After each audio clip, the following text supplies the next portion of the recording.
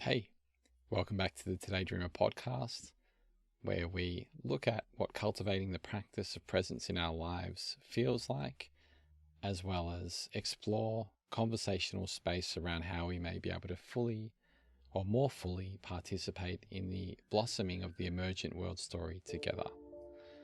So, today's episode is with Brad Rushing, and it's around success. So, yeah, I got really attracted to Brad's perspective once I came across him in the YouTube sphere, and I just found myself diving into a rabbit hole of what felt like profound truth being spoken in a very unique way from a very unique character. So I thought I would see if he would be willing to jump on the show for a chat, and he said yes. So I'll tell you a little bit about Brad now. John Bradley Rushing is a cinematographer based in LA. He was born and raised in Houston, and he has shot many music videos and commercials, as well as several notable feature films, including Cook Country. He's actually won the MTV Video Music Award for Best Cinematography, which is pretty cool. So yeah, have a beautiful time, I guess, with this conversation. It was an interesting moment that we ended up talking, and there was some interesting synchronicities at play within my own life that emerged directly after the conversation. So there are definitely some lessons in here around success, what that looks like, what that means to you, And also, I kind of hope that you walk away from listening to this with more questions than answers. I know I certainly did, and it's helped just through my own contemplative practice to think about and explore these ideas in my heart and in my mind. Anyways, here's a chat with Brad. I hope you love it. Connected state of presence with one another before we start talking. Sure. Yeah, so I invite you to close your eyes, everyone listening out there, and you too, Brad, everyone, just close your eyes and let's just take a moment to just pause. And there's an open invitation to take a deep inhale in. See if you can do this as slow as naturally possible. And whenever it is that you reach the peak, pause for a moment before exhaling just as gracefully.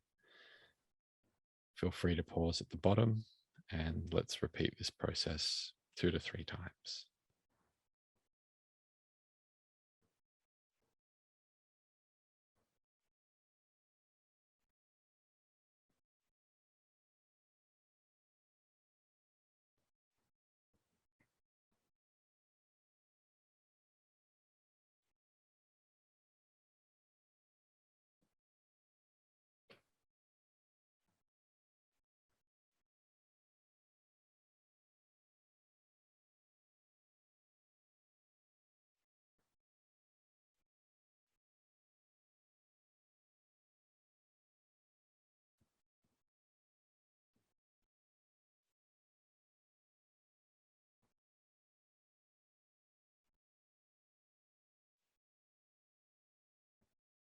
And there's an open invitation just to feel into any subtle differences from a few moments ago when we began to breathe in this conscious way.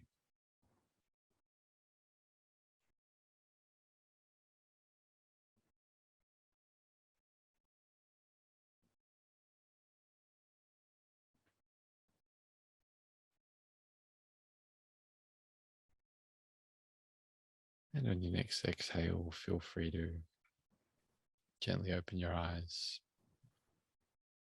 as we take off on this shared experience with Brad. Yeah. So I think a nice place to begin, just, this idea of success and what it means to be successful, I think can sometimes lead us into a state of thinking about the future rather than being present with what's the next best thing to do or not to do. And I feel like that almost hinders our path in some way.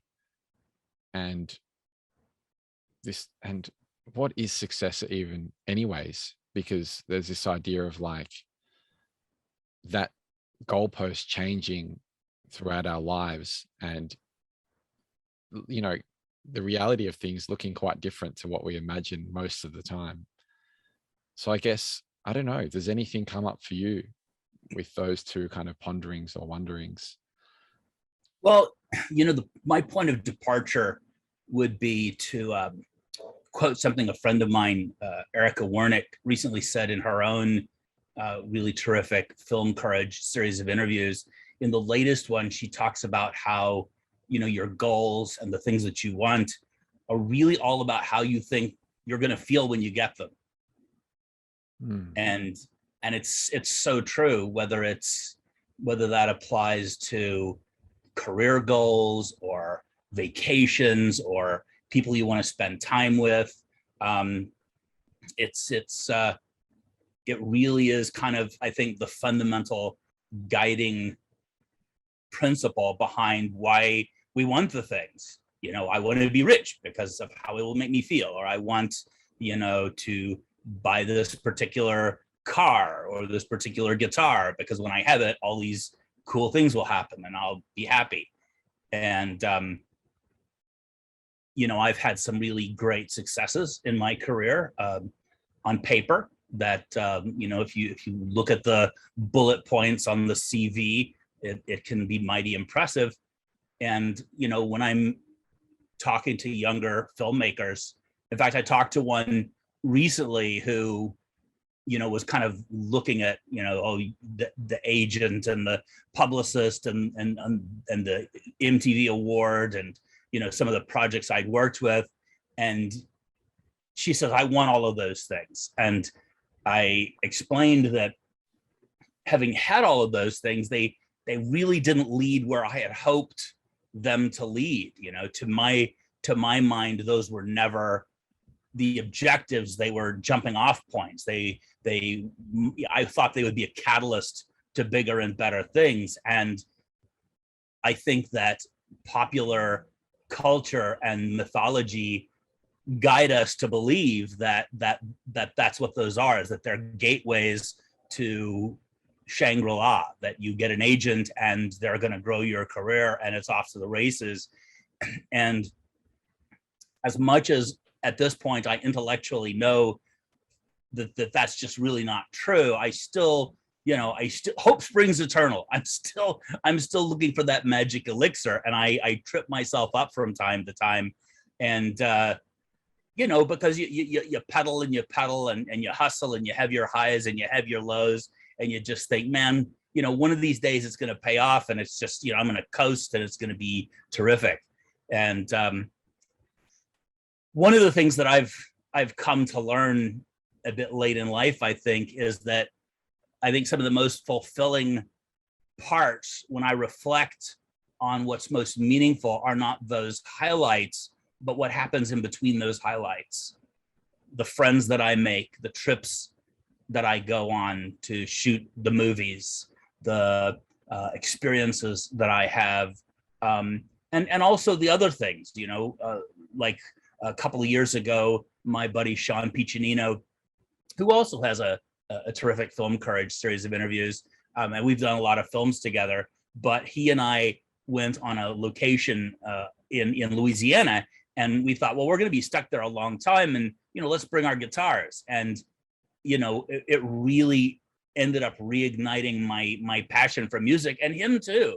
And it's just amazing. It's you really focus on those goals that you set. You focus on those things that you think equate success, but I think success bubbles up in between the cracks where you're not looking.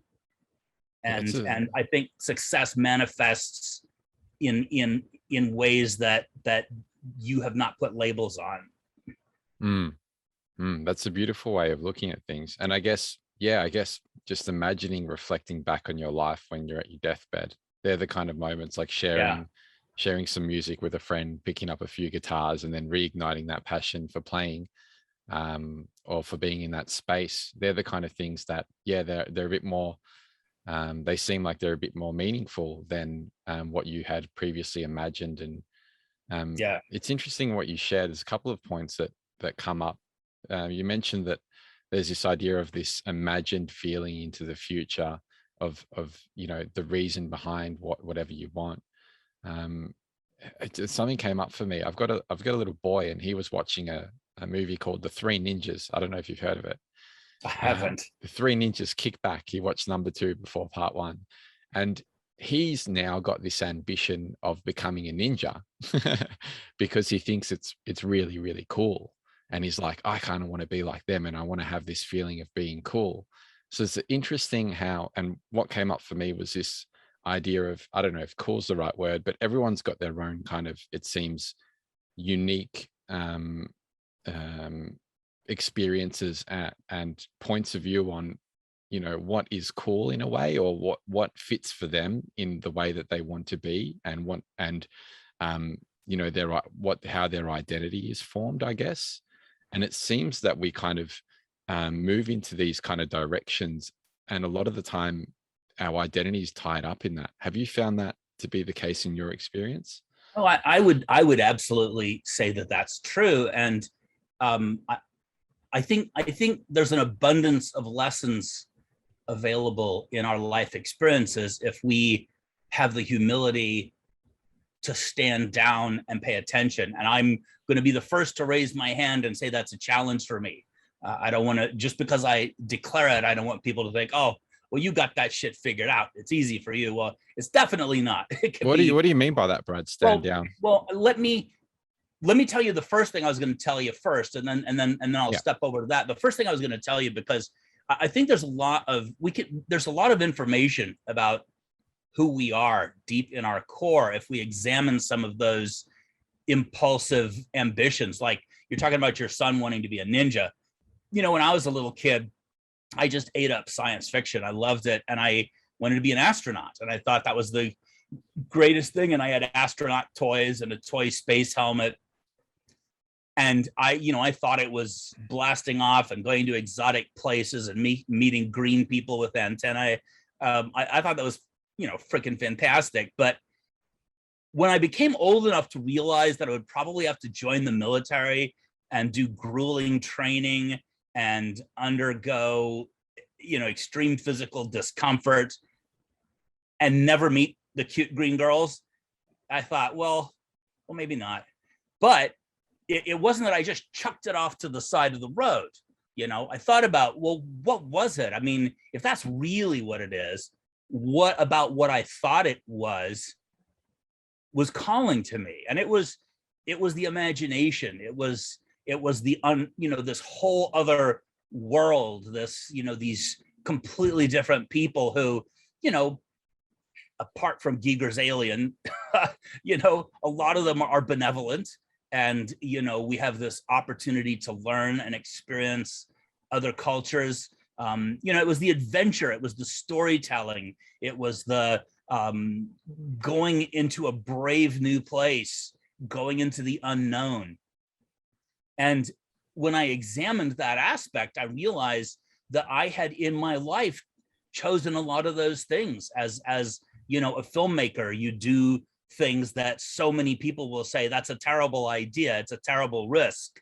And you are freelance, you don't have job security, so from week to week and month to month, what's going to happen? And I realized in retrospect that I took on so many of the things that in my imagination entailed being that fictional idea of a space traveler. And I go to other worlds. I shoot science fiction, I shoot period pieces that take place in other countries and at other times. I've traveled all over the world and experienced other cultures. So it's kind of fascinating. I think it tells you a lot about yourself. And maybe 20 years from now, you'll have that conversation with your son, and you'll know him better as he grows into his adulthood, and you'll see, oh, I see I see the threads that go back, to what fascinated you about that. Yeah. And then just to touch briefly, we can expand on this, but you were Yep. asking about the humility thing. Yep. It's to let go of what you think you want. It's, especially when you're as ambitious and committed as I am, because to achieve some of these goals really requires this tenacity and this laser focus that sometimes it's hard to let go. It's hard to know when to stand down. And I think that there's also, for lack of a better word, a sense of humiliation that well, I didn't get what I want, and I don't know if I ever will. So I think that that requires some effort, and it requires some for me, some conversations with myself and some reality checks. But I think there's some value in that. I think there's something on the other side, and part of that is those lessons that I was talking to you about. Yeah, that makes a lot of sense. I guess the friction point for me is this sense of that against this idea of you know, it seems like things increase in difficulty or turbulence when you're getting to a certain inflection point, and Yeah, then you push through that and you move into that, and then it seems like there's another door on the other side, and then you've kind of made it in some sense yeah. to some new space, even if it may not be the Shangri-La you mentioned earlier. But it seems like Well, there's this kind of, okay, is it time to let this one go because it's getting a bit more difficult or it doesn't feel quite right? Or is it time to is this really time to really double down? There seems like it's one way or the other, right? well, I would say standing down isn't the same as giving up. Mm, I found that there are things in life that the harder I push, the more resistance they present. mm, And then I see other people, who just they don't push like that. They don't drive, they don't bash their head into the wall repeatedly, and then there's an ease to their success. And I can't say that I understand that, but I also can't deny it. I see it. And again, to me, this is a matter of humility. Am I willing to say, the thing that I thought would work is not doing what I believed it would do, and let's step back, let's stand down.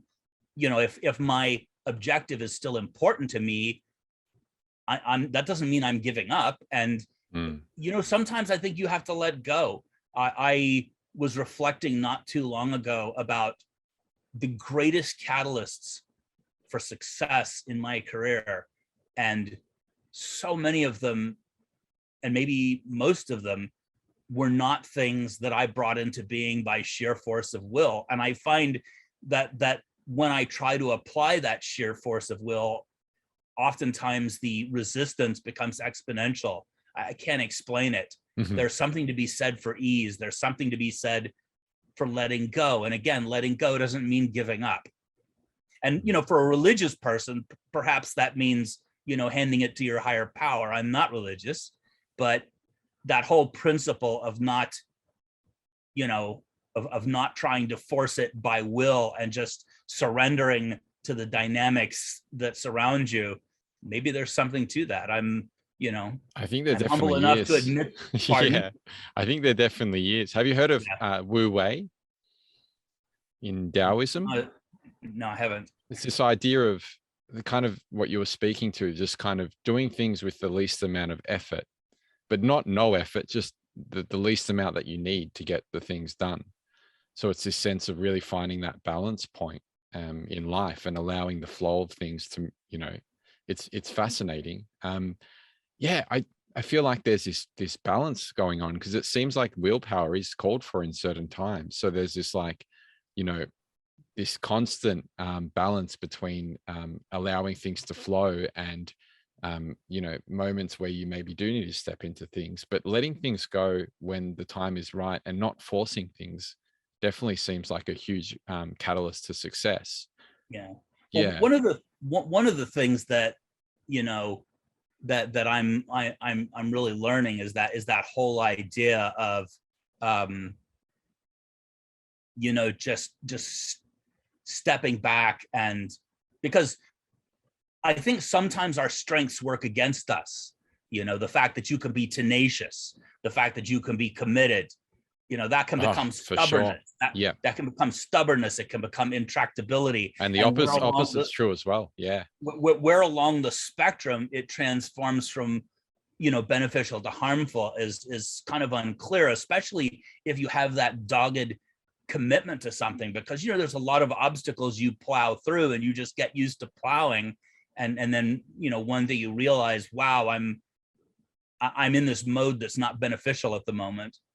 I feel like I have almost the opposite dynamic happening, where it's a sense of almost this, always in that state of allowing, I guess, well, not always, but a lot of the time in this more of a passive sense, flowing with things. And I think a bit of extra willpower on my end would go a long way. So it's very interesting how there's like, and then like you mentioned, then there's people out there that are really heavy on the willpower and can push through things and have that sense of I'm not sure if discipline is the right word, but maybe diligence. And then stepping back is actually what's most appropriate for them in that moment, because like you said, our strengths do have the potential for working against us if we don't switch things up every now and then or play the other side a little bit. Well, I think with so many things, it's all about balance. Yeah. Like what you expressed. And I have been so kind of focused on one goal for so long that I feel I lost sight of other things. And I'm kind of examining my life, and I feel it's very peculiar, because some aspects of who I am are kind of locked in my teens and 20s, because I've neglected that personal growth. I've been driving so hard at this one goal, and again, it was with open eyes to start out, and I said, when I get to that place where I want to be, and I'll know it when I get there, then I'll bring this stuff back. I'll make time for these things. And when John Lennon famously says, life is what happens while you're busy making other plans. Yeah. And I think even the most successful people, it's probably doesn't happen in the way that you think it would, even if you're pleased and delighted.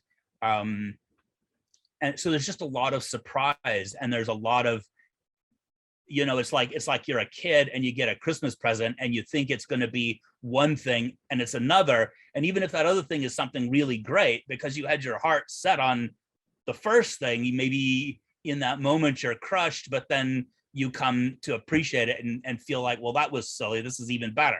Yeah. So yeah, and I guess it's like what you're talking to before has something to do with this idea of letting go of the first present and opening up to the next one, and that kind of that transition between those spaces. And it seems what comes to mind for me is a tree, and like you going on this hard forward journey or deep down into the earth as a root. And then that root being, now it's okay to build some more roots or maybe move towards the trunk and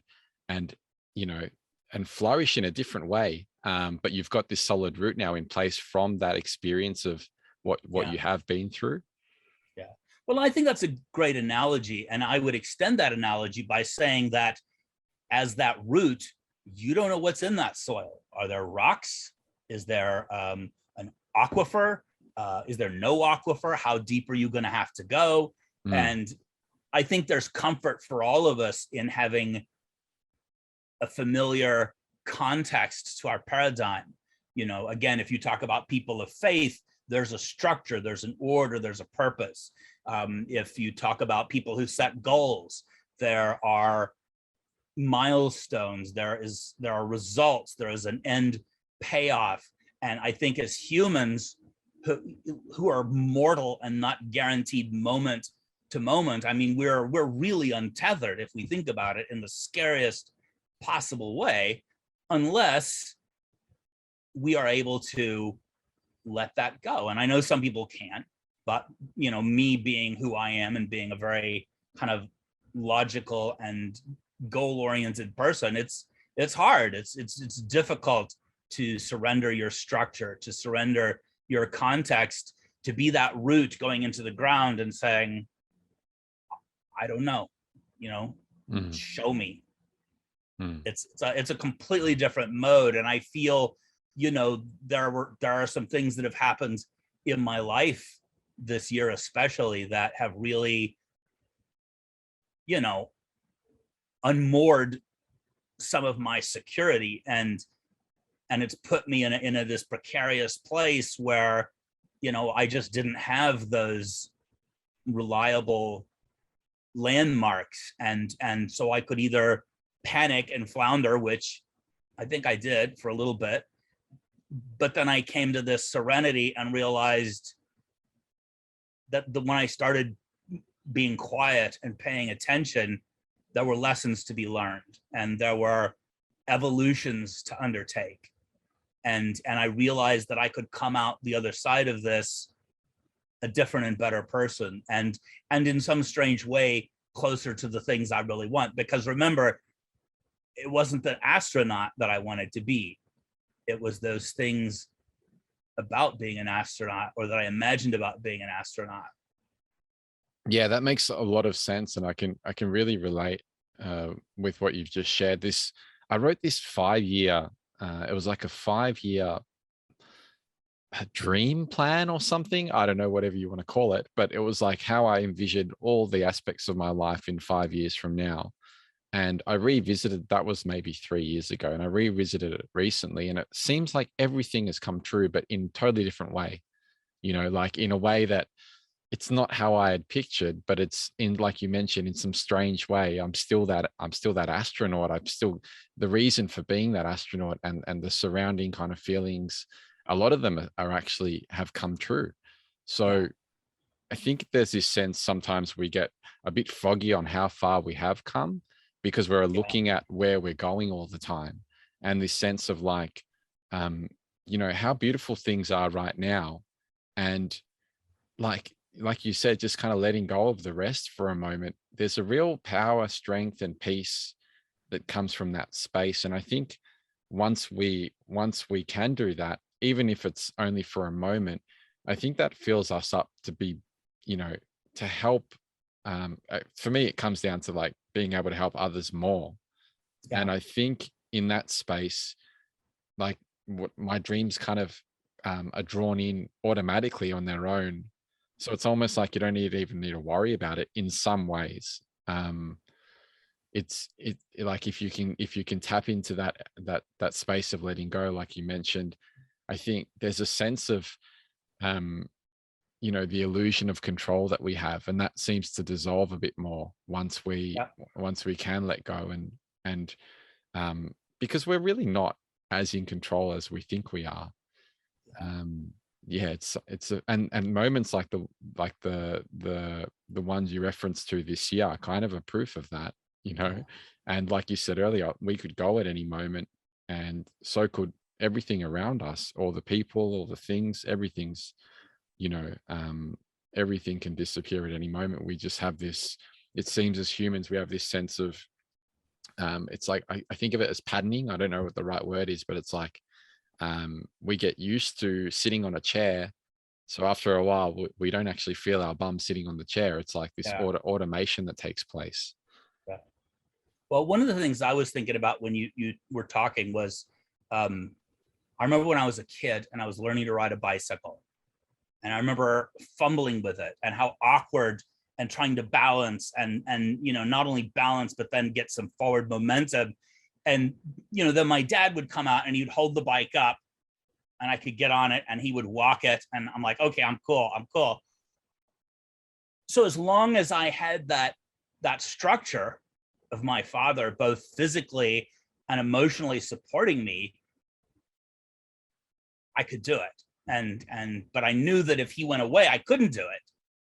Except one day he let go, and I didn't know, and I was pedaling, and so because I still had that faith, and it was an interesting lesson, and it works kind of metaphorically too, because my mom passed away in 2011 and my dad passed away in 2018, and I was very close to them, and one of the traumas I expressed to you was losing them, and it's such a profoundly different paradigm, and it's so incredibly difficult.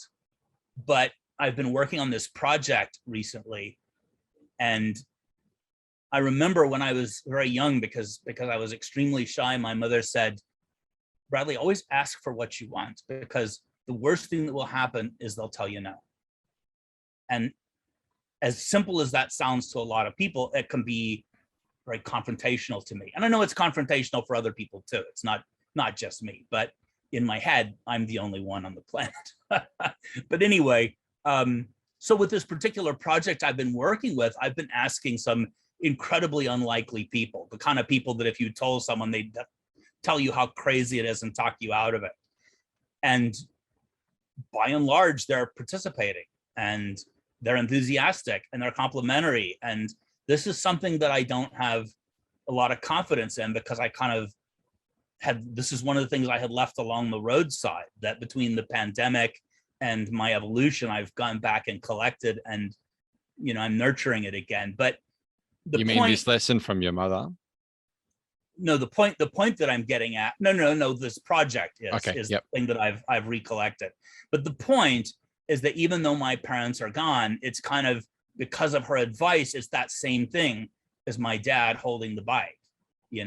She's not here physically, but she's that wind beneath my wings. Those things that she said are still guiding me, as though she's right there beside me and said, call that person, write that person. The worst thing that they're going to do is tell you no. And I hear when I talk, sometimes, people will say something and I'll respond with this ridiculous witticism, and I hear my dad's voice because it's his sense of humor. So, again, it's like what you're saying is, if we try to force things, if I, tried to intentionally memorialize them, I think it would be challenging and uncomfortable. I think, what I'm learning is I have to understand the difference between persistence and forcing and projecting, because there's an element here in what you're talking about, and in learning to ride a bike, and in my mom's influence quietly, as I ask these people for things and they surprise me by agreeing. And this is kind of the learning space I'm in at the moment. I'm just in input mode. I'm trying not to define it. I'm trying not to project on it. I'm just trying to experience it and grow.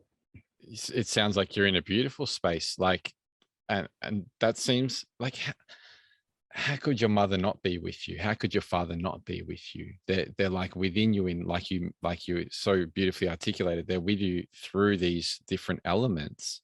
And it's, that's such a beautiful thing, because in a sense, things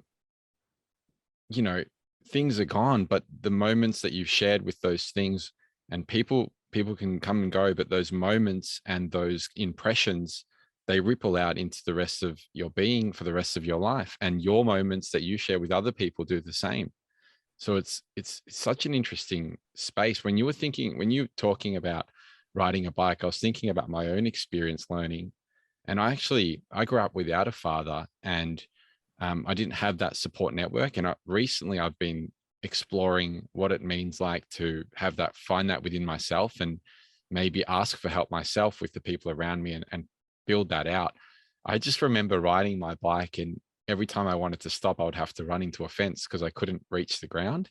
So I just remember so many times getting a sore head. And in a strange way, I feel like that's what's been happening with a lot of my projects, is a sense of not really knowing what I'm doing, and then running into fences, and then figuring out a better way eventually. And as that process goes on, I'm getting a little bit taller and my feet are beginning to touch the ground. So it's very beautifully, you've taken me back to that. So I appreciate that. And thank you so much for sharing as well, because that's huge what you've just expressed. And it sounds like you are going through quite an evolution at the moment. Yeah. Well, it's something that you just said is very interesting, because you're talking about asking for help. And I can't speak for everybody, but I think a lot of people have a hard time asking for help. It's easy to help other people. I mean, I've one of my dynamics that I found when I was examining where I had gotten to in my life was that my intention was so much about selflessness. And that's not to say that I'm a completely selfless person. I'm just as human as anybody, and I have my own share of screw ups. But just in terms of being mindful and intentional, if I make the decision, if I calculate it, I will more often than not choose to put somebody else's interests before my own. And that's one of those things where people say you've got to learn to say no, and put on your oxygen mask before you put on somebody else's. But when you become that person that people rely on, when you become that strength, there's almost like you don't feel you have the luxury of weakness. You don't feel you have the luxury of being human. Well, when I say you, me, I, and so the whole idea of asking for help, because I'm just so used to being that for other people, is a bit alien. And also too is it's easy to say, I want to be an astronaut, help me be an astronaut. But you have to understand, you have to accept that, well, that's not really what I want. So maybe I don't even know the question. Maybe it's help, but I don't know what I need you to help me with. And at least for me, what that has looked like is that great saying, how do you eat an elephant? Do you know the answer to that? Is it one piece at a time? Is that the one? That's right. One bite at a time. And so rather than me looking for the macro answer of where is the map to Shangri-La, I'm looking at the smaller questions. I'm looking at my health. I'm looking at eating more intentionally and healthy. I'm looking at my mental health. I'm looking at my emotional health. I'm looking at the small things. I'm looking at what brings me joy, not what do I think brings me joy, but because a lot of times the things that we think bring us joy, because of like what Erica said about the things you want because of the way you think they'll make you feel, and then you get them and you're like, oh, they left the joy out. So it's the things that actually bring you joy. And what are those? Same thing with people. There's a lot of conversations, especially around social media, where some people talk about how awful their experiences is. And I think a lot of that is because of what's represented there. What do you let in? You're the gatekeeper. What do you choose to have people and information that upsets you? And I mean, look, it's good to be challenged a little bit, but if you're challenged and aggravated and upset all the time, what's the point? Again, we come back to the whole balance thing, but I don't want to get sidetracked. This is all about asking for help. And I think that's one thing that probably every single one of us can be better at. I think most of us are probably a lot better at giving help than asking for help. And to ask for help, which again, I'm not saying I'm good at, I'm learning, I'm in that process, but it requires humility, because if simply by asking for help, you have to implicitly admit that you're not enough. Yeah.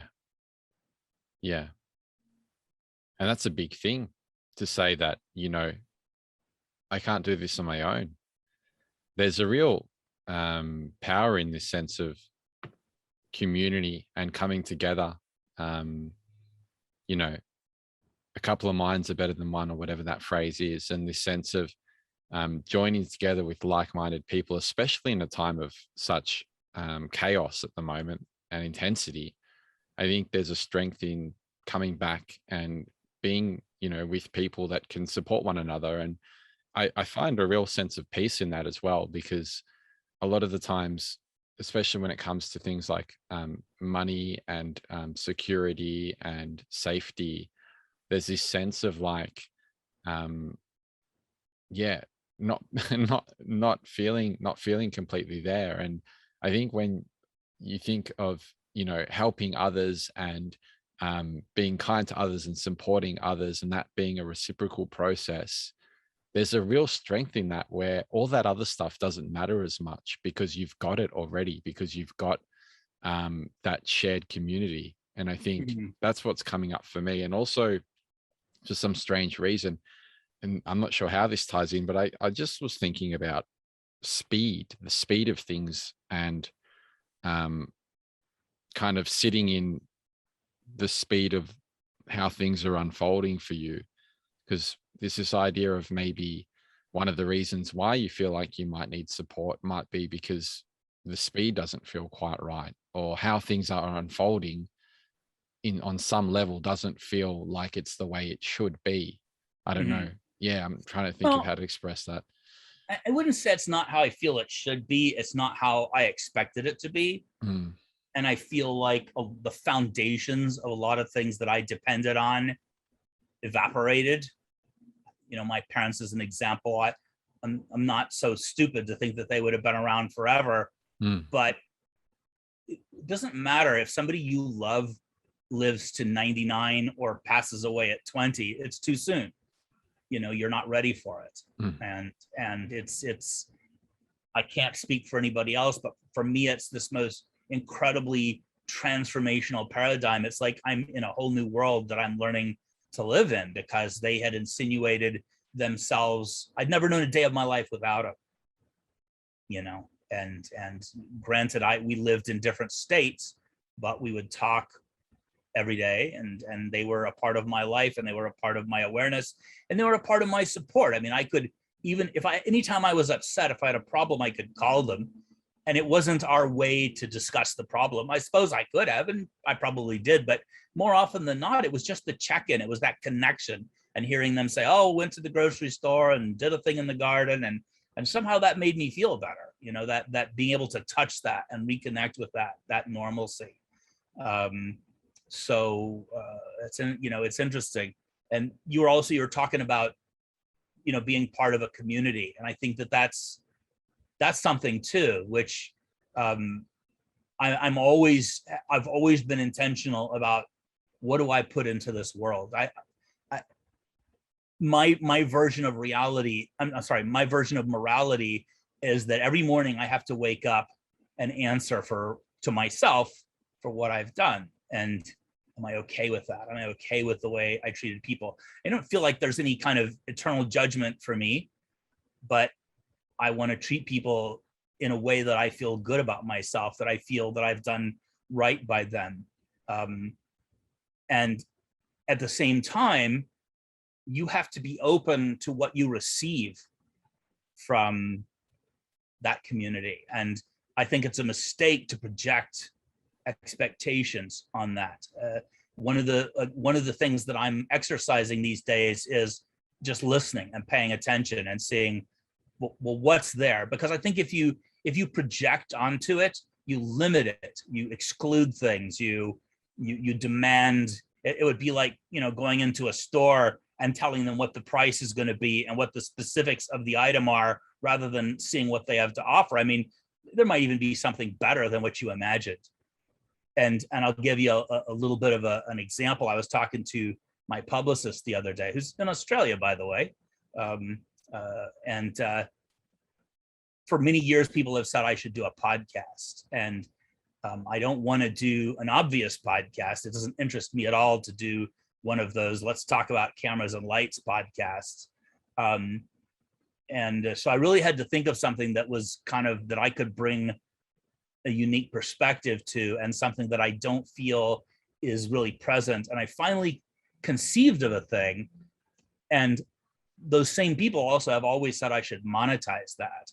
And I'm resistant to monetizing my advice because I am very egalitarian, and I don't want to create a barrier to access for anybody. I'm resistant to that. I don't think for me, it's fair or reasonable to suggest that these people who have money in their pockets are worthy of what I have to give, and these people who don't are not worthy. That doesn't work for me. I couldn't wake up feeling okay with myself.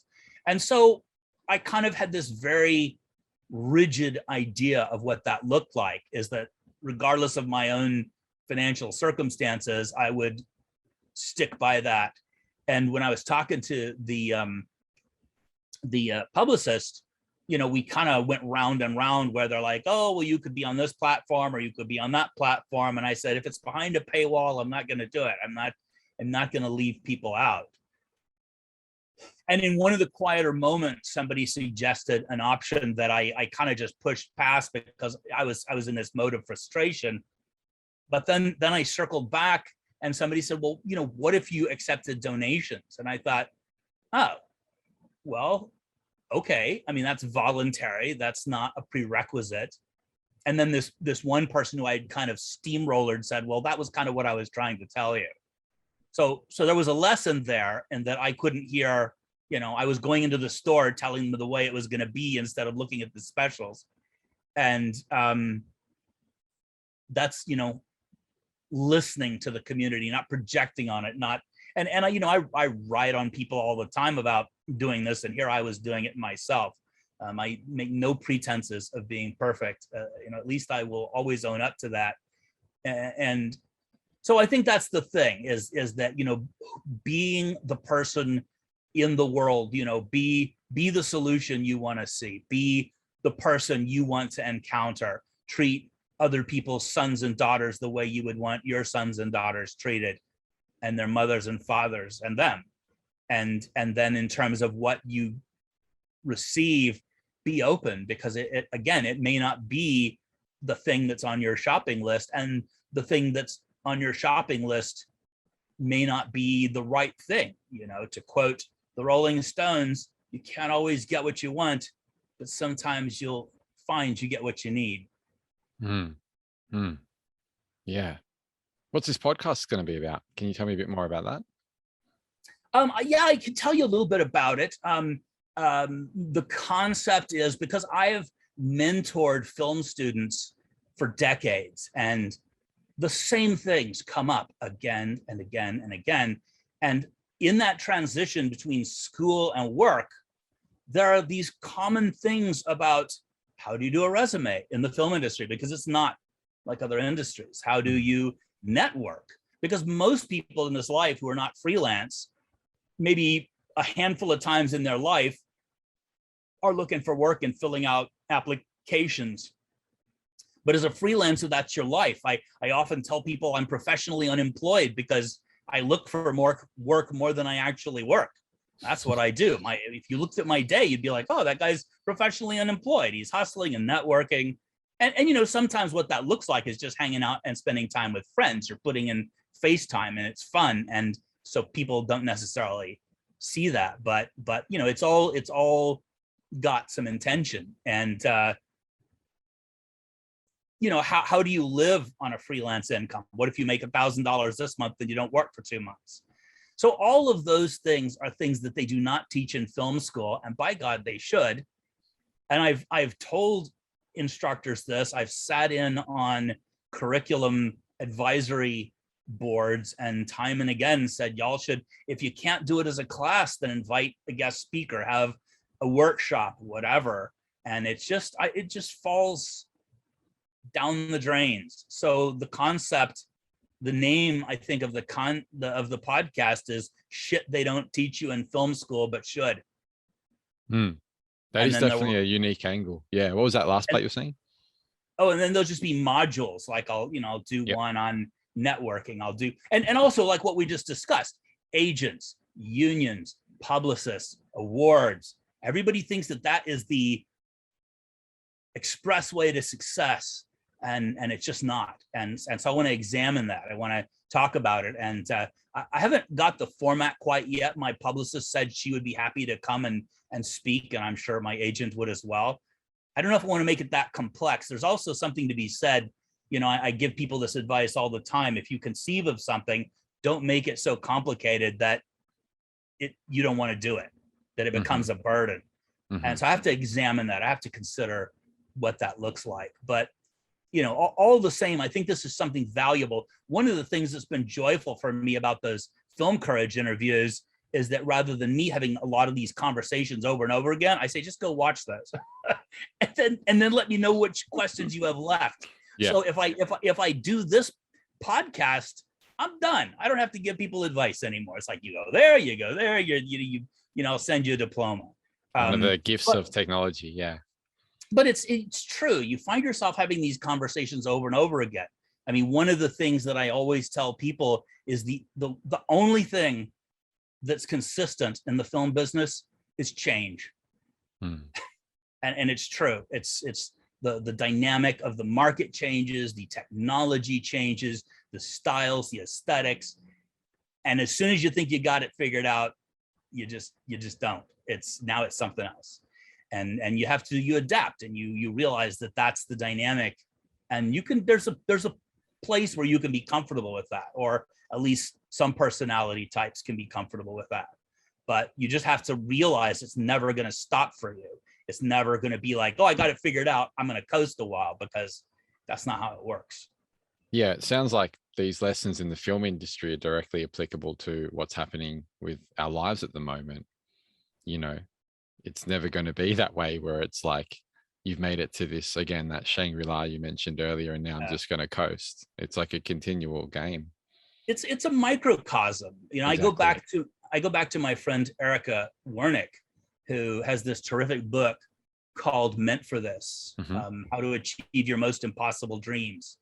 And when I first read that book, it was very much about, well, how can I level up? What pieces of this can I take to level up? Because, I've known her for a number of years, and I've attended her seminars, and she's so smart, and she's just loaded with good advice and enthusiasm and charisma. So there's always some joy there. But I've come back to it. I was reading the paperback, and now I've been listening to the audiobook. And because I'm in a different place, it's landing very differently for me. In the interim, I have recommended it to people who weren't in the film business. And I said, look, it's about reaching your dreams. And if they're not in the film business, if you want to be an entrepreneur, or you have some goal, I think that there are these tools and roadmaps. And because I'm in a different place, I'm hearing a whole different conversation. So the point that I'm getting at is I have experienced exactly what you're talking about. That I think anytime you have a conversation about goals and success and dreams and fulfillment and living your truest, most authentic life, even if that's in a specific paradigm, even if you're talking about being a lawyer or an engineer or a florist, I think the dynamics that govern that process are universal. Yeah, and you mentioned earlier this like personal evolution, or a series of them. So it makes sense that as you kind of go through that process, that these distinct kind of lessons are going to hit you at different points and going to connect in different ways. And there's something, yeah, I spoke to this point on a recent conversation with the guest Jiro Taylor on stories, and we were talking about kind of ancient stories in traditional people of the lands. They have these stories that pass down from generation to generation for a reason, and different parts of whenever we're at different parts of our process, we could hear the same story, but then get completely different lessons for it that are matched to where we're at and what we need to hear, and what we can actually move on. They're like little signals or little gifts. Have you seen the movie Young Frankenstein? No, haven't. It's a Mel Brooks movie, and it's a spoof on horror films.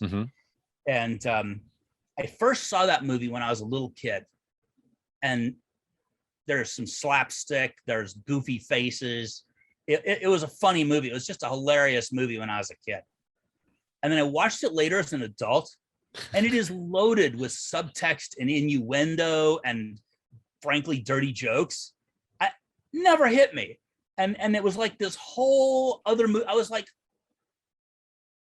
watching the same thing, but I was having such a different experience.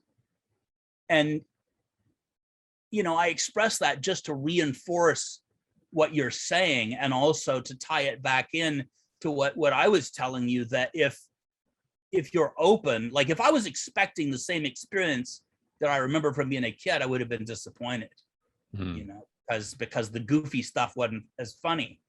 But to be open to a thing,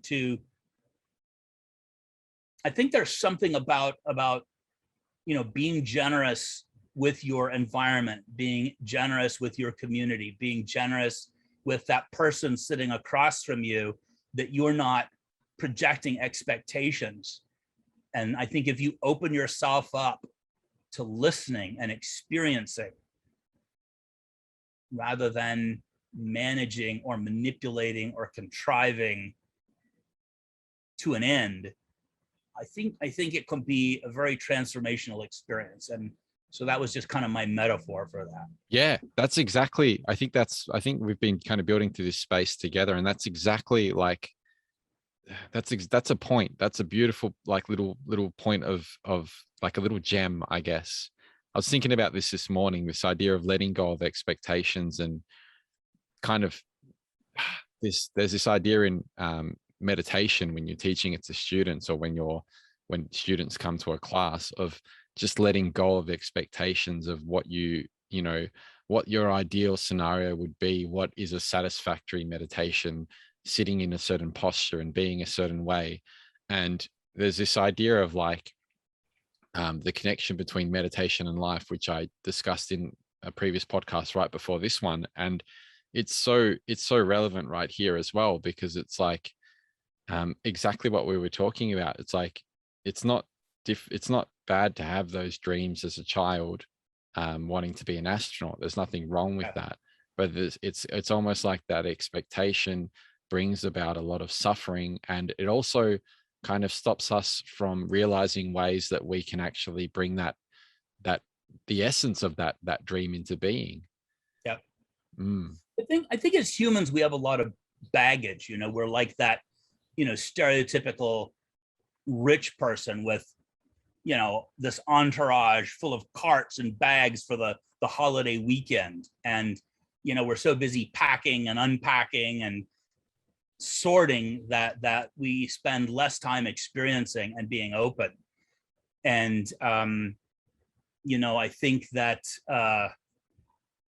it's just so important to try and be present for things. And this is something I'm learning. I'm not speaking from wisdom. I'm not speaking from practiced experience. I'm speaking from somebody who's on this journey myself.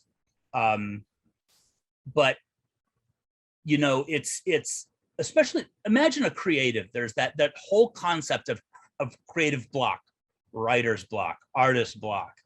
I'm sitting there, I'm looking at a piece of paper, and I'm just going insane because I can't fill it up. Yeah, I definitely know what you're talking about. And yeah.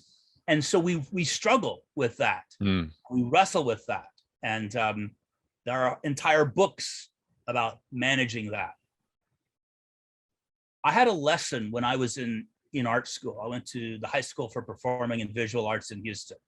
It's one of the best experiences of my life, both because of what I learned and what I learned about myself, and the friends I met who are friends to this day, and really powerful, meaningful, significant friends.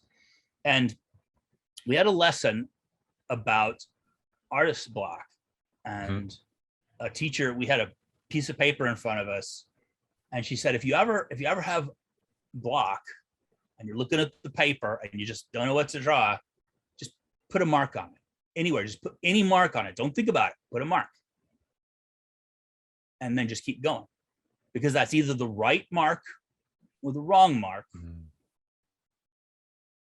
And in seeing that, as that becomes apparent, it's going to lead you to that voice that you're looking for.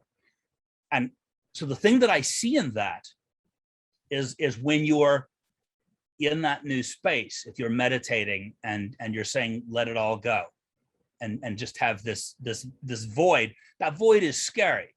If it's a void, it lacks the unfamiliar. If it's a void, it lacks my baggage. If it's a void, it lacks my teddy bear and my favorite blanket. So it could be a scary space. It could be that blank paper that you've got to fill up. Or it could be that medium that was sitting in front of me when my teacher was talking, and it's 100% pure potential. What if I look at it as potential instead of emptiness? It's infinite potential. Its potential is proportional to its emptiness. And so again, that's one of the things that I want to take on. I think our relationship with the world, our relationship with ourselves, our relationship with ideas and people is often predicated on the fundamental relationship that we create in our minds with it. So if instead of that relationship being fear and absence and emptiness, it's potential, well, what incredibly empowering capital is that? Yeah, this is really exciting me and making my heart smile, actually, because there's this, it's kind of what I feel like the reason I started this podcast, or at least where the podcast has evolved into, would be a better way of putting it. This sense of kind of what I'm thinking is, or what I'm feeling into, is this sense of what you've just expressed, and that being like what's going on internally. This is only just my language, but what's going on internally being expressed, on the outside. So changing your perspective or your frame of reference, or at least getting still enough to experience the unfolding nature of things, rather than projecting as much, or forcing, or things like that, and kind of trying to remove layers of that expectation, because like you said, there is a lot of baggage behind all of that, and that's okay as well. Like, everything's okay, and we don't need to put so much pressure on having things be a certain way. But once we can do that, it seems as though our whole version of reality changes. And I think that actually, especially when you consider the idea of bringing in different people and communities, and multiple people doing that, and some kind of an accelerated, amplified effect of that, I feel that's actually what changes the story of the world. And you can do that, by doing that, you're actually forming what reality is. And I think there's a sense of presence in there that I think contributes to the blossoming of that new story, of that ever emergent story. So that's what really excites me, is being able to kind of cultivate the practice of getting into that space, because it seems like, we dip in and out of it. We remember, we forget, we kind of, at sometimes we're all over the place, and other times we're completely with it. And it's a sense of kind of gradually going through the process of all of that, running that bike into the wall a couple of times, learning through the process, speaking to people that are wise as this teacher that you've mentioned, or even people like yourself, like we're doing now, and gradually getting to the point with different forms of support, and this balance between moving into and allowing, and then it just seems like that's kind of what it's all about, for me anyways. And yeah, why I'm doing all of this, to help people on that journey. And even if it does help, I don't even know if it would, but it's a sense of, like, at least attempting to participate in that process. Yeah. Well, it's interesting. There's a kind of person that I've met in my life, and you've met them too. And they're the ones who are so busy planning how they're going to do a thing that they never actually get around to doing that thing. And even I see that in myself quite often. Yeah. Well, hearing what you were just talking about having the intentionality, finding that place in yourself to be open to experience these things, I think, and I say this as somebody who's coming from the same place as you, I think that's kind of probably the wrong relationship. I think it's really, it's like my experience on my bike with my dad. It's that I only started doing it when I stopped worrying about doing it. Somebody else had my back. He was balancing me. I don't have to think about it anymore. And then all of a sudden I was doing it. And I say this as somebody who has spent their whole life wanting to be in control and wanting to be able to manifest specific outcomes, and being frustrated when I couldn't. And I think really there's something to be said for the idea of just being. And don't try to figure out how to be. Don't bring a process to it. Exist in that moment, exist in that space, exist in that emptiness and that potential. There's this principle of particles in quantum physics, where you can observe the position or you can observe the velocity. But once you've made that observation, you've altered that other characteristic. And I think that applies. I How does think that that apply? This is twisting my mind a little bit. How does that apply? because I think when you try to direct an experience, like with the blank paper in the art class, if I'm trying to force myself to be creative, if I'm trying, just like if you observe the one characteristic of that particle, you've taken an action. So if I'm sitting there in front of that paper and I'm telling myself I must take an action, and there's resistance, and I'm just pushing in that direction that's opposed to that resistance, I'm just going to upset myself. But if I just let that go, my intention is to create something, so what if I just let that go? What if I just exist with that potential? What if I recalibrate my relationship that it's potential, and I don't have to alter it, and I don't have to affect it? Because yes, from a literal point of view, you putting your pen on that paper and making a mark, you are affecting it. But I'm saying you do it not in an intentional way. You don't put the pen there to draw a circle. You just put it, and where does the hand go?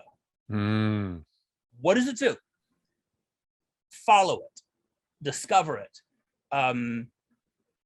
experience it. Don't measure it, don't quantify it, don't direct it, and it will tell you a story. And I think it's true of so many things in life. And I imagine that you can share experiences along these lines. Yeah. Yeah. It's almost like the question of how is a bit more irrelevant. It's more of just an allowing of some sort and a following of another. Yeah. I think it's just to be. I think once you decide that your context is potential, be that a piece of paper, be that meditation, be that life, I think once you see it as limitless, infinite potential, you have a different relationship to it. And again, I'm not saying this as somebody who's mastered it. I'm saying it as somebody who has been brutally evicted from my comfort zone and trying to find meaning. And that's what I think I'm seeing. Yeah. There's something about hearing a deep truth and just feeling that, and I'm feeling that right now. So yeah, I think there's definitely something there, yeah, to take note of. There's this idea of I've heard you mention this before, making a contract with yourself. And I think it was in the context of you saying that you're an artist, and then in a sense allowing that to be some kind of a guiding star. Yeah. Would you be able to talk a little bit about that process or that experience, or like how that even came into being? And I'm sure it's a nice way to loop back into the initial, why we have these dreams and ambitions is because we want to feel something. Yeah.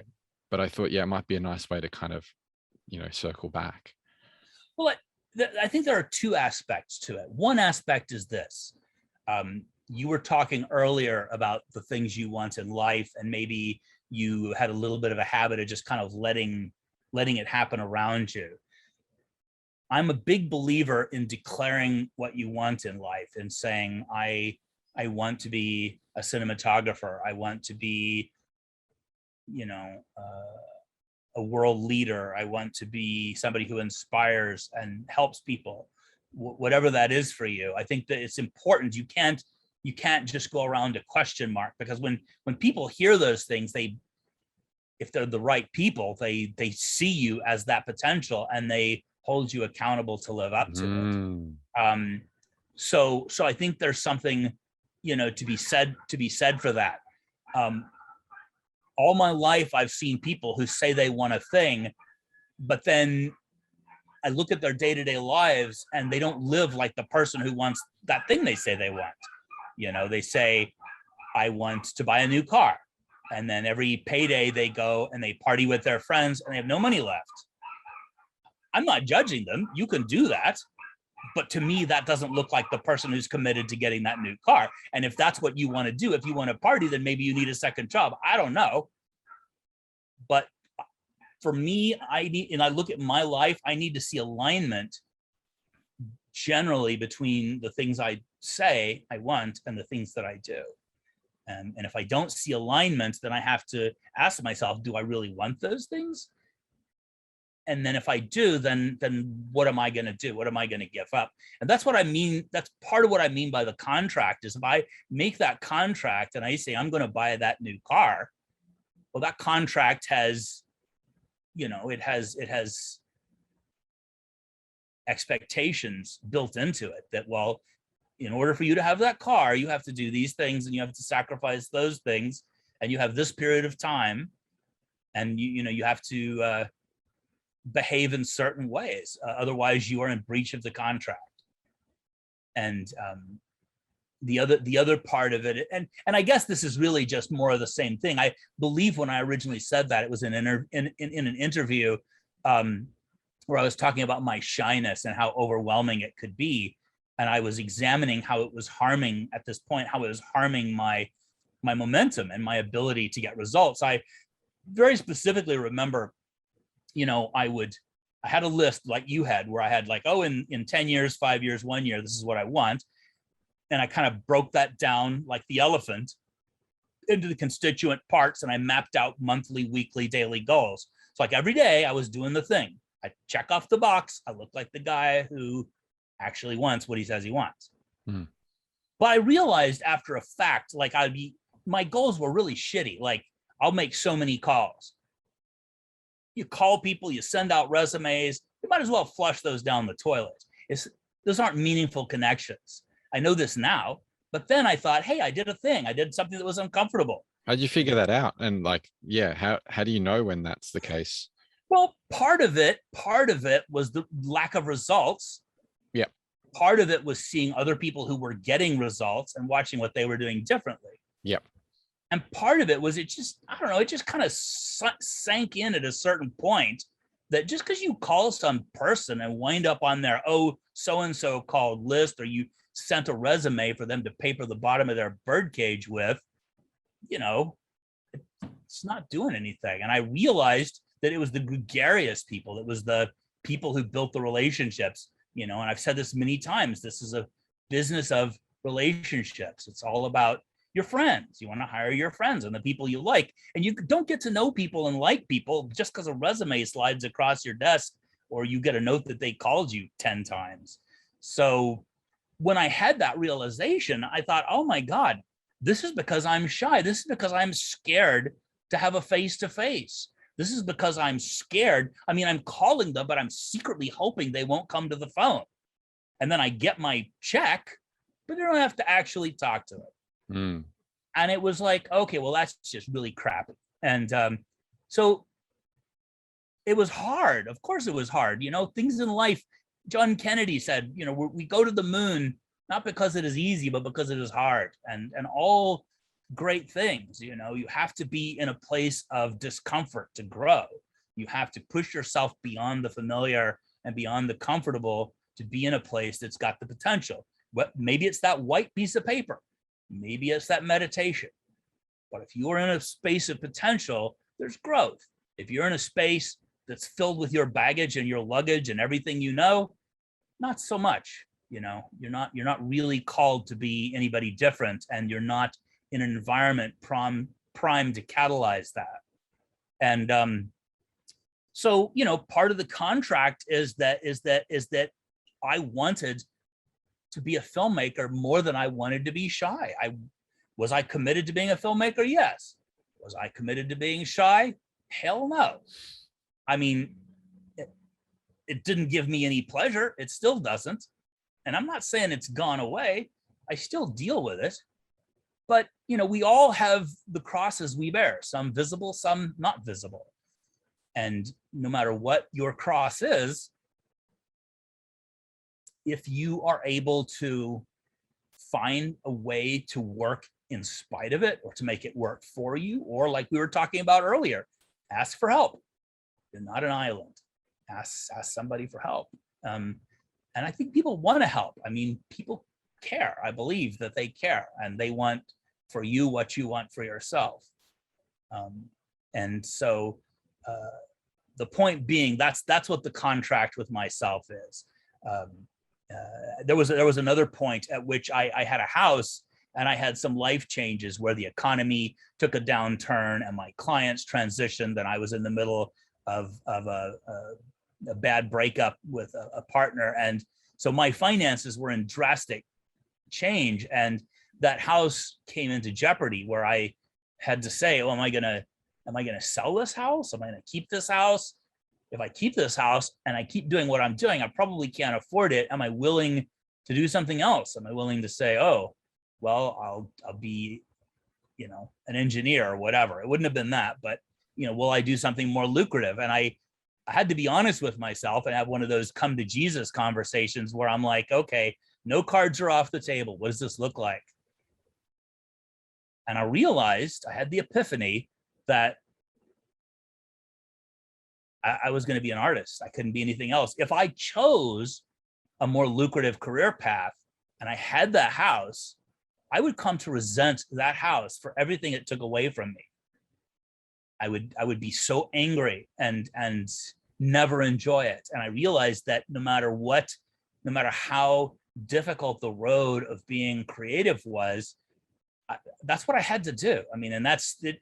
Creativity pervades my life. All the little side projects I've talked to you about tonight are all different creative manifestations. That's where I'm comfortable. I'm not very comfortable around people I don't know, and I'm not comfortable at all dealing with money. There's a lot of things that I don't think I'm good at, but creativity is like my comfort zone. It's the space where it's not forced and it's natural.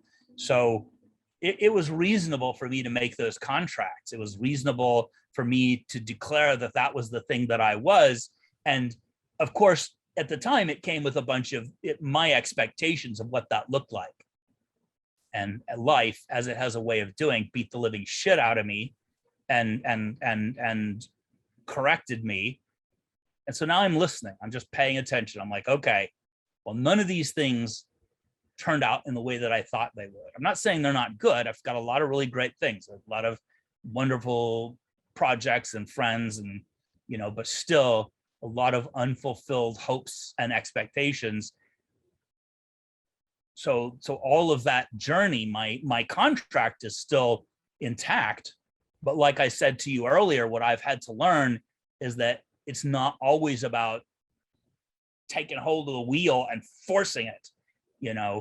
Maybe what my contract stipulates at this moment is to sit down and shut up. Just like if your lawyer tells you in court, don't tell them everything, just sit down and shut up and let the natural course of events unfold. So that's kind of what I'm doing. Yeah, thank you for being so open and sharing so much in that space. I think I've just really needed to hear a lot of that, so I really appreciate it. I know I'm just conscious of time here, and I kind of want to be a little bit selfish and ask you one personal question Sure. before we kind of move on to kind of closing things off. But I was wondering if you could talk a little bit more about this idea of having all these creative endeavors and projects and things going on in your mind that really light you up inside, in different spaces, and then transitioning between those. Like, when do you bring them in? When is the right time? And that process, I feel like that's because it seems like you've only got so many little pieces of, or whatever you want to call it, little bits of energy and focus and motivation, and time, so it's like this sense of, and things deserve focus, energy, and time if they're going to be anything, or if they're going to interact with you and you're going to have that relationship with them, these projects, creative endeavors. Yeah.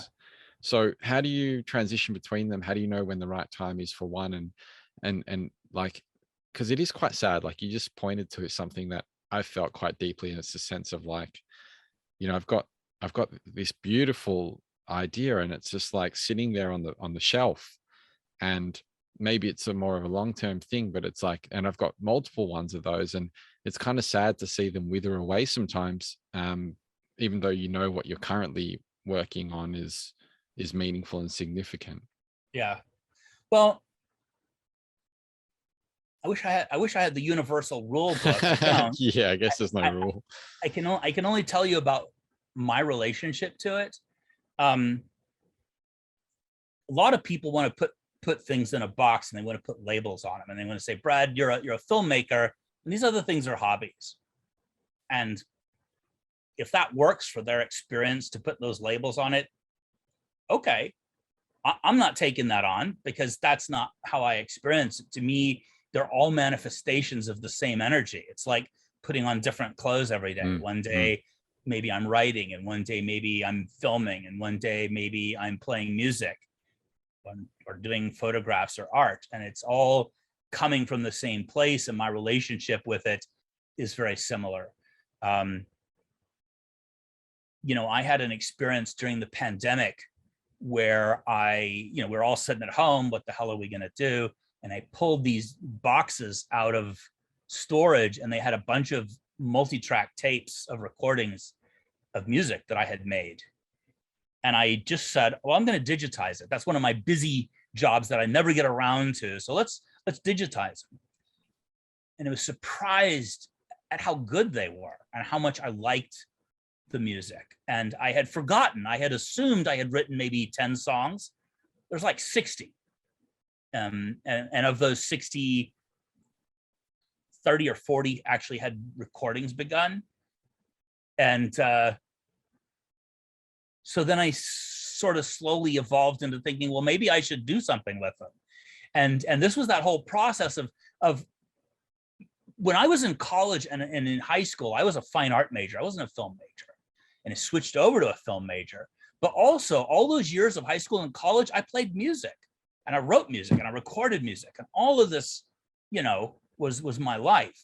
And when I became serious about film, I was like, okay, got to focus. And I just kind of set those things aside, thinking that I'd be picking them up again soon. And every once in a while, I would return to music, and I'd write a song here, I'd write a song there.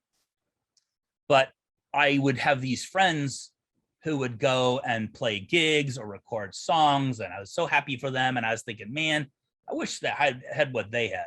Wish I could do that. I wish I had that balance. And because of the things that happened, I was like, you know what? I'm going to put on my oxygen mask, and I'm going to do things that to me look very selfish. That's putting myself first. sorry, And in that what means way? I'm going to do stuff that makes me happy. I'm going to stop worrying first about everybody else. I'm not saying I'm changing my lifestyle, but I'm in a space where I was so unhappy, and I was so much in free fall, that I thought I have to create happiness or I'm in trouble. Mm. And so what that looked like was this very selfish, I'm going to do what the hell I want to do. Not in a way that I'm mean to people, but in a way that I kind of pulled in and was like, this is what I'm doing now, and this is what I'm focusing on, and this is where I'm spending my money, and I don't need approval. In fact, I decided that my sole expectation, I didn't have any commercial expectations, and I don't care if anybody else likes it. I care that it makes me happy. And I've been 100% successful at that goal. So that's what it looked like for me, was doing that. And in all that time, I've still been doing movies. The other thing that happened during the pandemic is, like you, I had these things on the shelf. I had 2 screenplay ideas. Now, I'm not a screenwriter, but I had these 2 screenplay ideas that I just fell in love with. One was a real person who I just was a sidebar I found in a magazine. And the other was the science fiction idea that was timely 20 years ago and is still timely. And I said to myself, like what you're saying, are these just going to die when I die? I had this very strong sense of mortality because of my debilitating depression and the loss of my parents, where I'm thinking, I just want to be where they are, screw everything. And so I'm like, if I end, this stuff will be dust. And I had one of those commitments with myself where I'm like, I'm gonna do something. And so what it looked like with the music was that intentionality and that structure of let's get it done. It, because there were so many songs. I mean, I can play a lot of instruments, but I was like, if I try and play everything, it'll take years. So, I reached out to friends, and some friends had time and other friends didn't have time. So I found this great website called Fiverr, where you can get these amazing, talented people. I have people all over the world who've contributed. This is the project I alluded to you about, where I said I invited some dream collaborators who surprisingly said yes. And then with the scripts, I'm not a writer, and I was stuck. I was stuck in both of them, like how to proceed.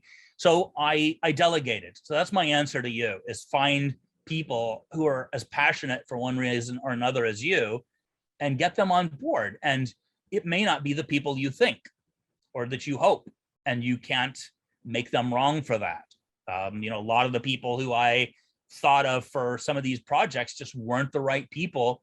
And then these other people who are new to my life just showed up with this luminous enthusiasm. In fact, even some of these high value music collaborators who are people that, are legends to me, I'm humbled by their enthusiasm. And yet then there are some of these mid-level people who are just very cranky and entitled and weird. So it's just been a strange experience. And it's kind of been one of the things that's pushing me to not direct and manipulate, but just to lean into the way that the river is flowing. And the other thing that I would tell you is that fortunately, I love all of these things because I have what would look to most people like no personal life. I don't watch television. I don't go out much. I work on these projects. I do Zooms. I do calls. I work on the recordings, and I'm learning things too. I was thinking about this just today because some of this stuff has been a lot more expensive than I had hoped. And I'm kind of bummed about that. But then I think, if you actually went to school to learn to do some of this shit, because, even though I know the instruments and I have my sense of music, I'm learning Pro Tools and I'm learning all of these plugins and all of this crazy tech crap. And I have the benefit of sitting down by professionals, and I can ask them questions and they're teaching me things. Same with the scripts. I'm talking to my collaborators, and I'm having relationships with producer friends and industry friends that we've known each other for years, but not like this. This hasn't been the dynamic. So all of this has been part of me becoming a new person and a different person. And come 2022, I'm going to be different. And I will still be a cinematographer. I still love film. I've got 2 movies coming out. I'm going to always keep doing it, but the dynamics are different. And I am spending a lot less time pushing that boulder up the hill so I can do these other things that I love. And also, like I said, I have sacrificed things that others do, and I'm also a little bit of a workaholic. I work all kinds of crazy hours and just don't let go. But in terms of being an intentional and balanced, I'm also like, okay, well, you got to eat regularly, you got to eat good food. That's part of the deal too, because my mode when I do things like this is to forget eating until 2:00 in the morning, and then you order in some, crap from Denny's or whatever. So I don't know if that's the answer you want, but that's kind of, if I took this and handed it to you, pardon? Yeah. There's no expectations, and I love that answer. Yeah.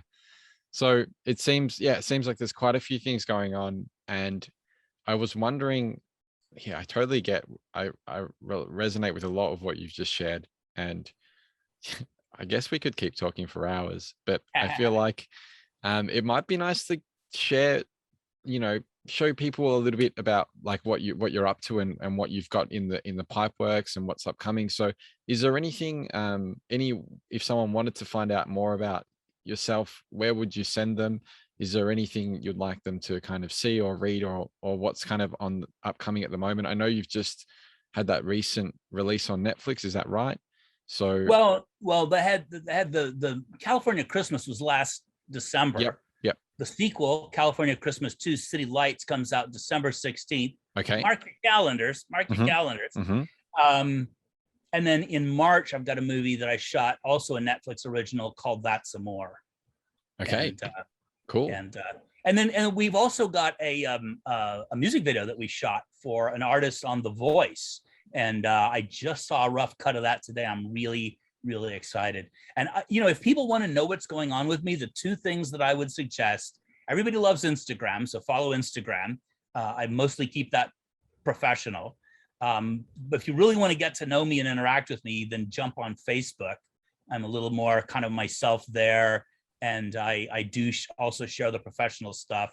Some people have, like I said, bad experiences with it, but I find that if you regard it as a garden and you pull the weeds in terms of the aggravating people and influences, that you can turn it into a very, very nice place. And that's what I've created. I literally scroll down and I'm thinking, does this person consistently make me happy? Do they bring value?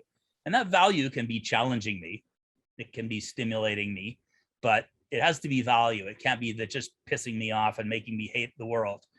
But anyway, so those are the two I'm most active on. I little active on LinkedIn, but that would be where to check in. And then, like I said, I have a publicist, so we'll be doing, like, I've got 6 more interviews coming up. I've got an article that I'm supposed to do for Stage 32. The podcast is in the formative stages. The podcast, the music, all of that stuff is not going to happen until 2022. I just it's happening. It's being built right now, but I'm not going to push myself to cut that loose until we got to get through California Christmas, because that's going to be, it's a lot of work, all the publicity. One bite at a time, huh? Yeah, exactly. Plus I don't want to burn people out. I don't want people to get sick of me. I don't want to be, just dump it all and there you go. Because that won't work either. And you mentioned earlier that you have mentored in the past film students. Is that right? For years. I mean, I actively mentor, and not just students, young filmmakers, older filmmakers who are new filmmakers. I mean, anybody who wants advice, really. I mean, I try to give it. I try to be open, because there are these videos, it's very advantageous. I mean, one of the things is that I really want to see that people have skin in the game. One thing that I learned early on was I would just invest myself, and I'd spend all this time talking to people who are just like, yeah, never mind. And it just drove me ape shit. And one of the things that I did way back then is there was a particular book, and I would say, read this book, and after you've read this book, come talk to me. So that served 2 purposes. 1, it knocked a lot of the fundamentals out of the way. And 2, it showed me that they were committed and they would take actions. What book was this? Well, it was called How to Make It in Hollywood, but it was published in the 90s, and it's not been updated, and it's pretty ancient. Honestly, I would say Erica's book, meant for this, is what I would send to people now. And the other thing is that How to Make It in Hollywood was very dry and very old school, dusty cigarette smoke infused wood paneled room kind of feel. And Erica's is sunshine and light and radiance and fun and joy. So, read Erica's book. That's the one to do, meant for this. But the other thing that I do is I have them watch these podcasts and maybe some of the other interviews. And I also have this really long list of links and resources that I've collected over the years. And it's broken down, stuff for directors, stuff for DPs, stuff for editors, yada, yada. And I just send them all out. I'm saying, look through this shit. And then if you have questions, and if they come back to me asking really simple stuff that makes me realize they didn't even try, they get a proportional response from me in terms of their own effort.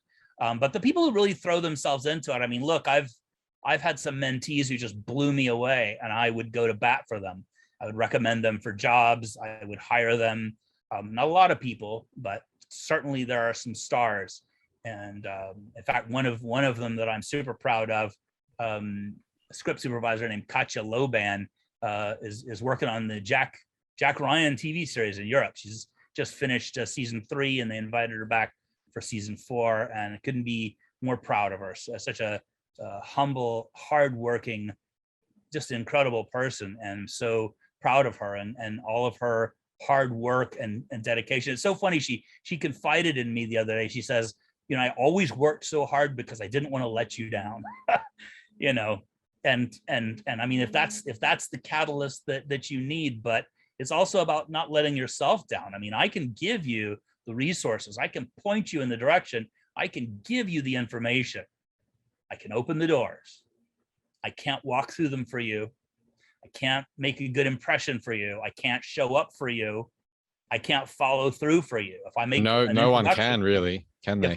If I make an introduction and you let it die, so so yeah, I mean, I've learned all of these things, and that's what I mean by skin in the game. It really, at every interval, I want to see that these people are invested. I want to see that they're putting in as much effort or more than I am, because if nobody's in the driver's seat, I'm just wasting my time. And I've got too many people, that would like me to help, and I can't spend the time for the people who aren't going to run with it.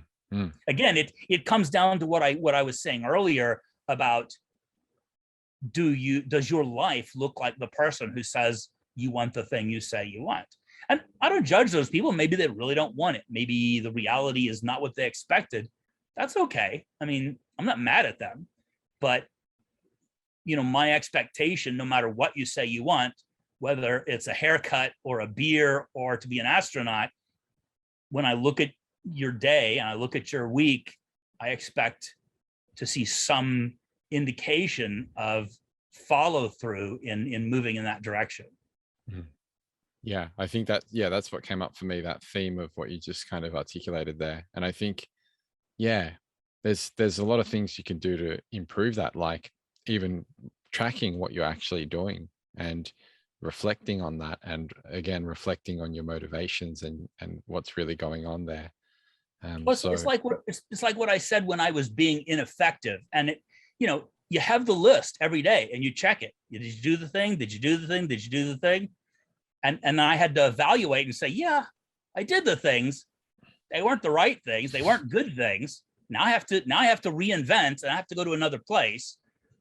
But hey, even that wrong road was part of my journey. I mean, I had to go down that wrong road to learn a thing about myself that needed dealing with. Yeah, there's a kindness of self that comes up for me in that space, like being kind to yourself and understanding that you don't have to beat yourself up about it. It's like we're here right now. We're not in the past. We're not in the future. Let's just be here. Yeah. But it's having that roadmap. It's having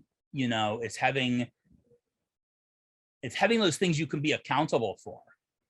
And I think also another thing I would recommend to you is having a buddy or buddies, having a group who all is up to something. And it doesn't have to be the same thing. It could be your friend who wants to start a pizza place, and it could be your friend who wants that relationship with that person that they've been crushing on. And then you all just sit there and you support one another, and you hold each other accountable. Like a men's or a women's group of some sort, or some kind of a support network. It doesn't even have to be broken down by gender. It's a people's group. It's a dreamers group. It's a, what's your dream? Here's my dream. Just some kind of a support network. Yeah. Yeah, but it's somebody who that when you go in there is going to ask, what did you do this week? And it's not to make you feel bad or guilty. And if you didn't do the thing, they'll be like, okay, moving forward, how do we empower you? Not, beat you up and tell you you're a piece of shit. And also when you come up against something and you say to me, I've got these ideas, they're on the shelf, I don't know how to move forward, and they're pitching ideas, and maybe 9 out of 10 of those ideas are not quite right, but that leaves one that could be right, or it could be close, or it could be like that line on the paper in my art class that takes you to where you need to be. Yeah, that makes a lot of sense. Yeah.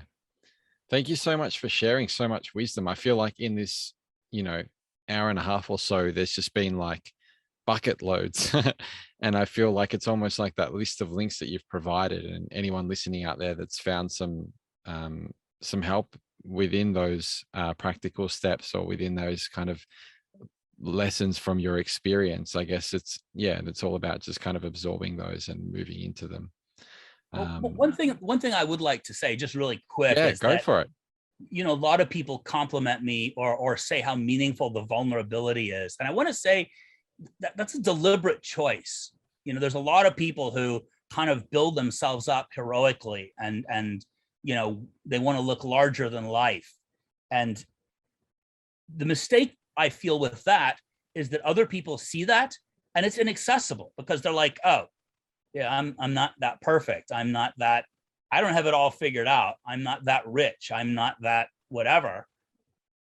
And I don't want people to listen to what I say or see what I do and say, oh, I could never have those things. You could have more. You could have everything you want. You and it's and again, that's why that I think that Film Courage interview about doing the steps even when you don't believe in yourself is so powerful because people realize you don't have to be fixed, you don't have to be perfect, you don't have to wait and get the shit corrected before you move forward. You can move forward now. So in all of these things, I endeavor to take a knife and slit my chest open and expose my bloody and imperfect interior because I don't care about making myself look good. That's not important to me. What is important to me is if I'm able to empower other people, and if I can do that, if I can help them have the things that they want and the things that they dream about, and especially if those things involve making the world a better place for people and animals, Yeah. then I want to give that, and it's a worthy sacrifice. Yeah.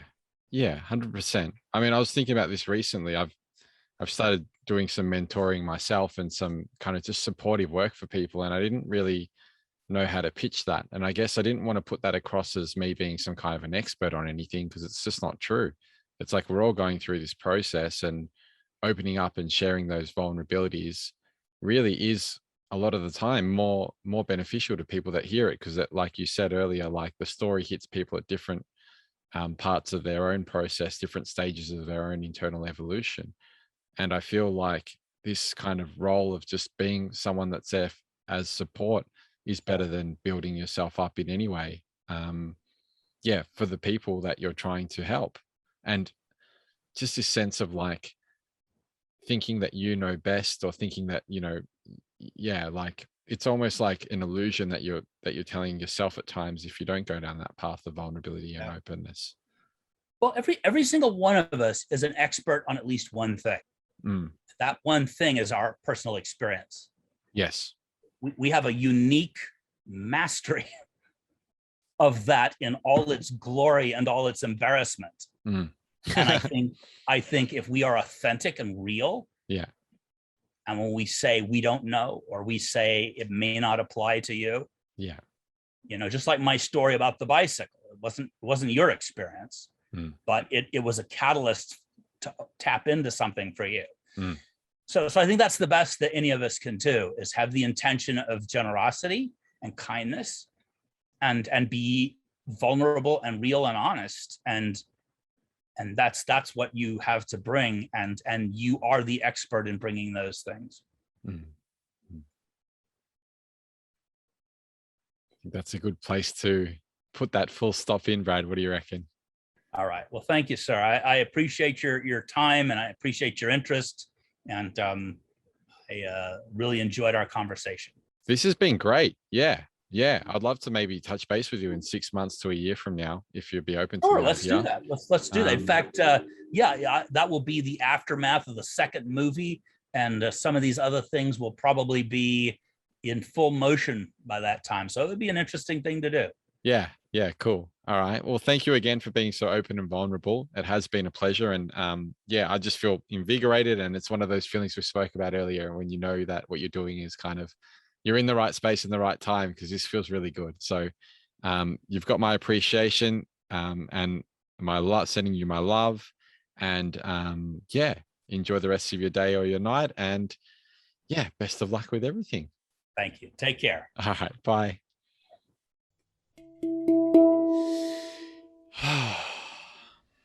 Thank you so much for sharing your presence with me and for coming on this journey. If you're interested in working one-on-one with me, head over to todaydreamer.com to see what I may have on offer. And if you're interested at all in checking out some of the other videos, head over to youtube.com/todaydreamer, where there'll be more content around cultivating the practice of presence in order to more fully contribute or participate in the blossoming of the emergent world story together. Catch you in the next episode and be well.